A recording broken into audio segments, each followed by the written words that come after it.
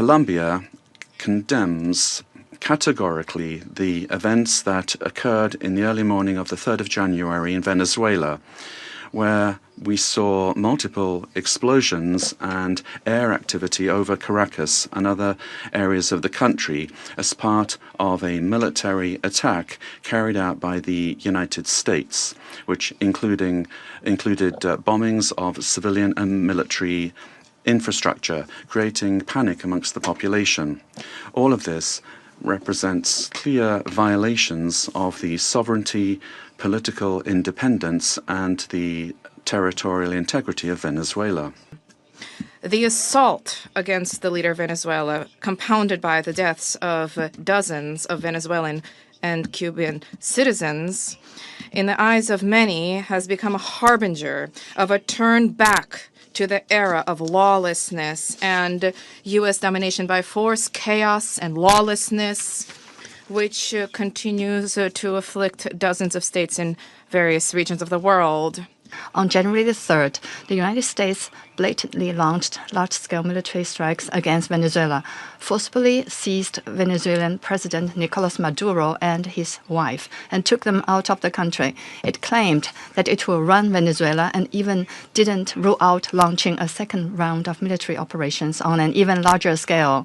China is deeply shocked by and strongly condemns the unilateral, illegal, and bullying acts of the U.S. Panama also believes it's necessary to highlight that the situation Venezuela is facing is unfolding in an environment marked by the disregard for the will of its people, as well as by a sustained erosion of democratic institutions. In this regard, Panama reiterates that it does not and will not recognize the authoritarian and illegitimate regime that has held Venezuelan men and women hostage, plunged them into one of the gravest political, social, humanitarian, and security crises in our region.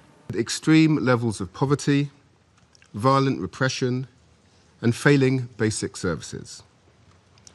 His regime's rule precipitated a displacement crisis affecting the whole region. The United Kingdom has long been clear that Maduro's claim to power was fraudulent. To date, Venezuela's National Electoral Council has failed to publish the full results of the July 2024 presidential elections. The voices of all Venezuelans need to be heard, and they deserve governance that reflects their will through peaceful and inclusive processes.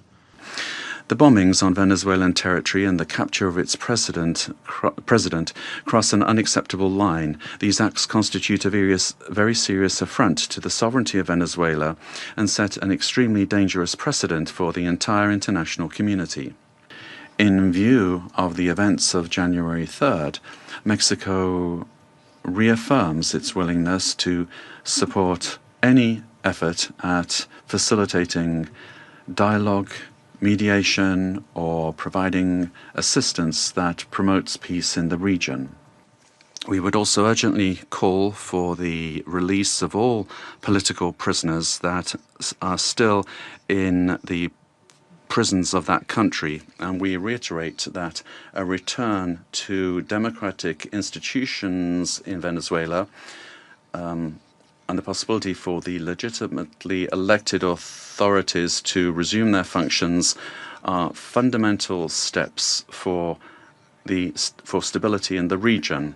The United States resorted to various maneuvers to materialize its plans for domination, including vile extrajudicial executions and acts of piracy, maritime terrorism against oil tankers and their crews in international waters of the Caribbean Sea, as well as the imposition of an illegal naval blockade against Venezuela and the politically motivated designation of its legitimate government as a foreign terrorist organization. Trinidad and Tobago remains steadfast in its support of the United States of America's initiatives that strengthen regional security, reinforce the rule of law, and safeguard the well-being of our societies, the Americas.